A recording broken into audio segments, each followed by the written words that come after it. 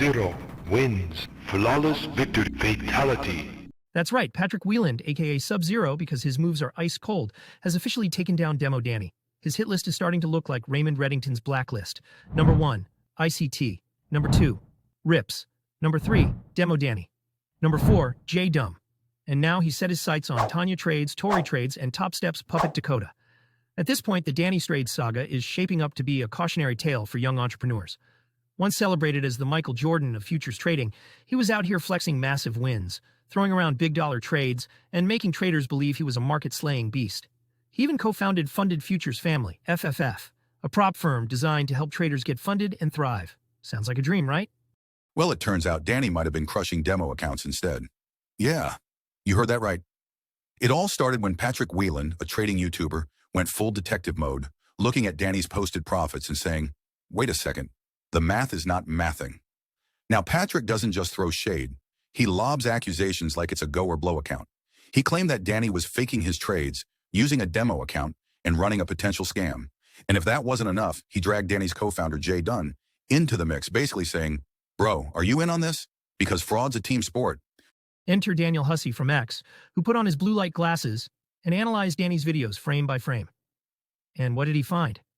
Oh, just a single frame where Danny's account briefly flashes demo before switching to real.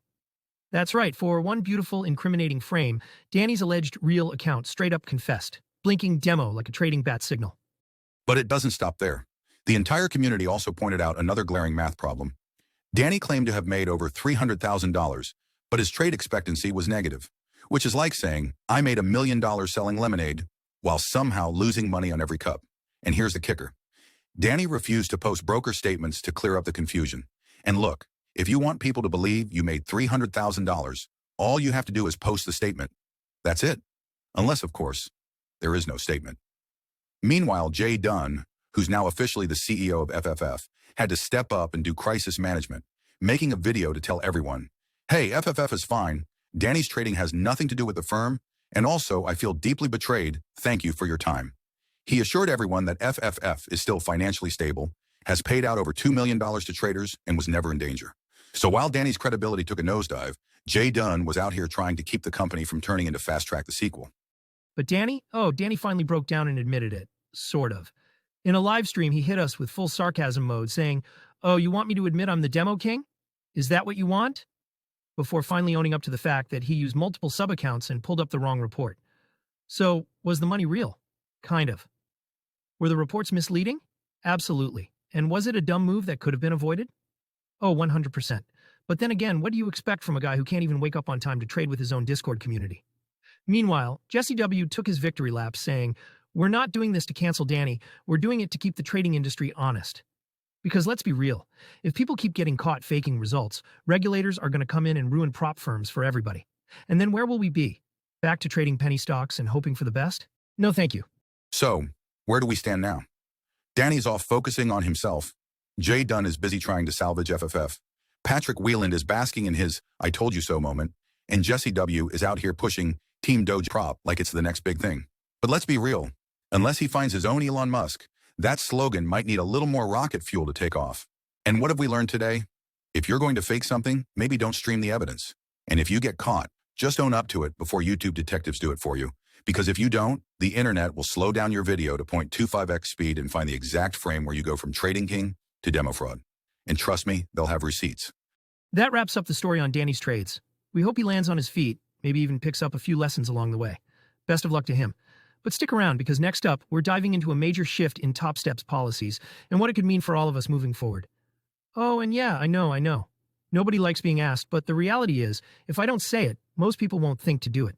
So if you're enjoying this, hit that like button, share it with someone who needs to see it, and subscribe so you don't miss what's next. All right, let's get into it. So Topstep, one of the biggest names in the prop trading world, just decided to shake things up. And not like, ooh, exciting new features shake things up. Which, to be fair, they did roll out some new tools. Daily risk lock, so you can't change your loss limits mid-meltdown. Trade clock, to stop you from rage trading your way into the abyss. Trailing PDLL, which basically protects you from yourself as your balance grows. All great additions to the Topstep X platform, or at least they would be if they weren't completely overshadowed by the sudden shift in policy. And if you're feeling a sense of déjà vu, you're not alone. We've been here before. Remember Apex's CEO, John Skelton, and his legendary 4-hour video rant back in early 2024? Yeah, buckle up. Here we go again. Apparently, Topstep is done with exploiters and gamblers. Which, okay, cool. But we already had schemers and scammers as a term. Why are we out here rebranding crime? But fine, nobody wants their trading platform to turn into a video game where traders YOLO their way through combines, resetting accounts faster than I refresh my banking app when I'm waiting for my payout to hit. So what's changing? Oh, just a few small things, like banning excessive resets, cutting off traders who manipulate payouts, limiting aggressive contract trading, and shutting down account stacking. Basically, if you had a system, a little strategy, where you just buy 47 combines, trade like a lunatic, pass one, and let the rest burn like a failed sourdough starter.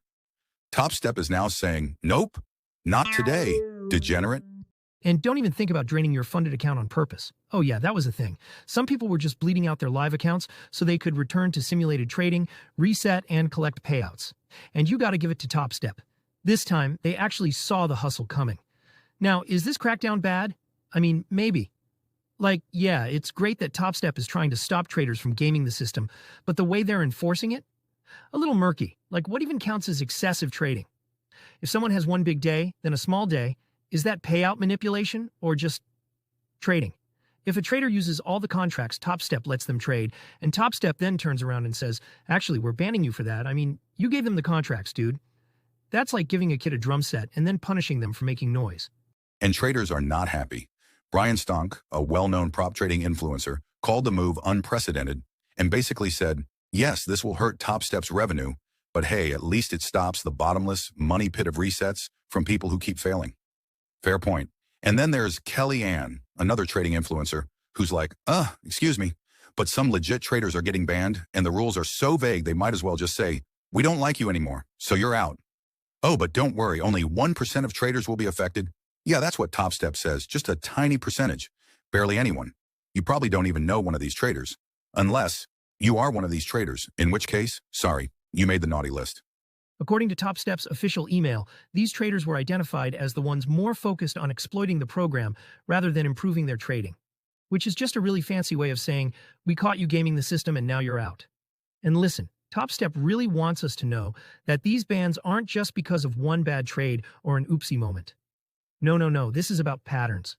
A clear, repeated, devious pattern of shady behavior. You didn't just make a mistake, you masterminded it. You calculated it. You manipulated it, and now you're toast. But for the 99% of traders following the rules, nothing to see here, folks. Everything is fine. Just keep trading, mind your business, and pretend you don't see the guy next to you getting dragged out the door. And here's the best part. No appeals, no refunds, no second chances. Get banned, and that's it. If you try to make a new account, Topstep will find you and shut it down too. It's like getting kicked out of an all-you-can-eat buffet and thinking you can sneak back in with a fake mustache. No, buddy, they're on to you. So what does all this mean? If you're a disciplined trader, congrats. You're probably fine. If you've been using loopholes, stacking accounts, or treating Topstep like an arcade game, well, your ride is over. And if Topstep over-enforces these rules too much and starts banning people just for having a bad day, well, there's always Funded Futures family. I hear their new CEO is awesome. What? Too soon? Okay, sure. There's a lawsuit between Apex and Leo. It's set to go to court early next month. But this newly filed addendum? Oh, it's flaming hot. We're talking influencer allegations, insider revelations, and enough drama to make reality TV look tame. So here's the deal. Leo Riot, the guy who co-founded Apex, says he got totally screwed over. First, they cut down his ownership in the company. Then they stopped paying him. And then, because clearly that wasn't enough, they kept using his software after he left. And now he's suing them for like $18 million, which is adorable because Apex is out here allegedly denying over $240 million in payouts to traders. But the lawsuit, oh, it's spicy. Because Leo isn't just mad about his own money. He's also claiming that Apex inflated influencer payouts to make the firm look more successful than it really was. And at the center of those allegations, trades by Matt. Oh, you guys remember Matt, right? Mister, I made $309,420 in 85 days trading prop firm accounts. According to the lawsuit, Apex may have given certain influencers an unfair advantage, allowing them to trade multiple accounts in opposite directions. So at least one would always look profitable. Now, Matt has denied these allegations, and there's no solid evidence proving this claim. But the lawsuit still raises questions about how some influencers were able to showcase such consistent, massive payouts. Now, in general, the community has raised an eyebrow at Matt's trades. When he streamed them live, they didn't seem particularly impressive, and the continuity from one day to the next was questionable. Matt claimed huge wins off stream, but plenty of people weren't buying it. Eventually, he stopped showing his P&L altogether, saying it was too much pressure. So naturally, when he suddenly started posting massive payouts again, $40,000 here, $80,000 there, some skepticism was inevitable. Meanwhile, another Apex affiliate also found himself named in the lawsuit, and this time the trader's integrity isn't in question. That trader? Alpine. His trading success was clearly documented in several YouTube videos, which were even cited in the lawsuit's footnotes. Alpine immediately denied any involvement in a scheme to inflate profits, making it clear he stands by his results. So, with both Matt and Alpine pushing back against these claims, it's hard to fully agree with the lawsuit's allegations. And honestly, I want to believe these guys made their money fair and square. Not just because I want to see them succeed, but because I want to believe this game can actually be won, that an honest trader who builds real skill and executes correctly can make it in this industry. Then there is Canadian futures trader. He said he was offered a multi-million-dollar deal to promote Leo's new firm, Day Traders LLC, and he turned it down. Bold move. Because let's be real, a lot of these influencers would have snatched that deal up faster than a limited-time discount code. And CFT? Oh, he didn't just turn it down. He threw a little shade on the way out, saying Patrick Wieland would probably take it. And fast forward to February, guess what? He did. Good call, CFT. Good call. Let me know if you've got any insights on the Powerball numbers. You're like the Nostradamus of the prop firm space. And speaking of betrayal, can we talk about Kellyanne and Leo Riot? This friendship went from "we're in this together" to "you threw me under the bus" faster than a kill candle in a Trump market. At first, Kellyanne was all in on exposing Apex, even asking Leo if she could go public with his story. But then suddenly she's getting hit with a TRO, that's a temporary restraining order for my fellow legal scholars, and she's pissed. Like, Leo, what the hell? Level pissed. Meanwhile, Leo's all, whoa, I didn't do it. Apex's lawyers are just nasty. Which, sure, but Kellyanne's still out here holding the bag. And it all ends with Leo sending her a very professional email like, hey, could you delete that video of John Skelton?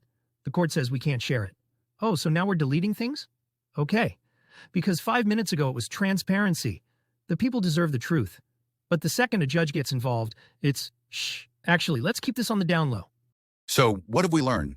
First, the biggest payouts in prop trading might not actually come from trading. Next, influencers are making more money selling prop firms than actually using them. Then Apex is out here, blocking withdrawals like it's a limited edition Taylor Swift ticket release.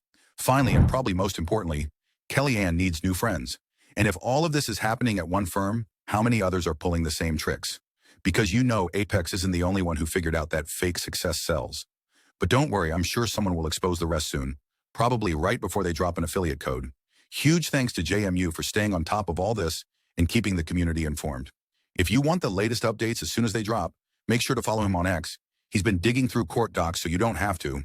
All right, let's talk about TickTick Trader, the prop firm that wants to reward your success by making your life absolutely miserable. Now, you might think that after grinding your way through their sim trading, proving you can make money and getting paid, you'd finally get some breathing room. You'd think, hey, I passed the test. Now I get to actually trade with some freedom, right? No, that's adorable. What actually happens is they tighten the leash even more. Our boy Brian Stonk, shout out to him for going through this so we don't have to, posted on X that he's finally getting his live funded account after 2 months. As a side note, he also went live with Topstep and Tradeify in the same time period. So, bow down. You are in the presence of greatness. And let me tell you, what he went through with TickTick was not a quick, congrats, here's your login situation. No, this was a full-on financial cavity search. Here's a list of what he had to go through. Sign 5 different documents, submit passport and bank statements, and go through orientation and risk coaching. At this point, I can't tell if he's trying to trade futures or apply for top secret clearance. TickTick acts like the TSA of prop firms. It's easier to get through airport security than to trade live with them. And after all that, he finally gets the golden ticket. He's in, he's live. And the firm says, congratulations, you've made it. Here are your brand new shackles. They hit him with $500 max per trade, $1,200 daily loss limit, and mandatory OBS recording for every trade. Yes, that's right, folks. Every single trade has to be recorded. Now, they say it's so your risk manager can review your trades with you. But, don't they already have that data? Is it just more fun to watch together like trader date night? Should I bring popcorn since I'm apparently being treated like someone committing securities fraud on a 5-lot ES contract? Now, naturally, traders in the comments start freaking out because they assume that after proving they could trade profitably, the firm might, I don't know, let them trade. Enter Leo the Tiger, another trader who says, wait a second, I made money in sim, I got my payouts, and now that I'm in live, I have less freedom? How does that work? Good question, Leo. That's like your boss saying, hey, great job hitting your sales targets this quarter. For next quarter, we're shrinking your sales region, requiring mandatory meetings with your supervisor and asking you to record all your sales calls. And then Brian reveals the real problem.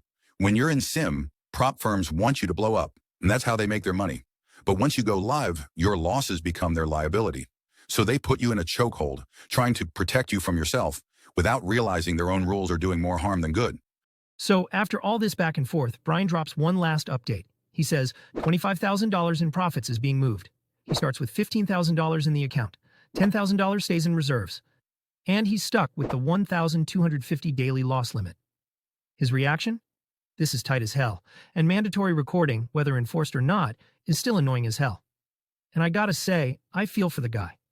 Because he just ran the gauntlet of prop firm nonsense, got to the finish line, and instead of a trophy, they handed him a set of training wheels.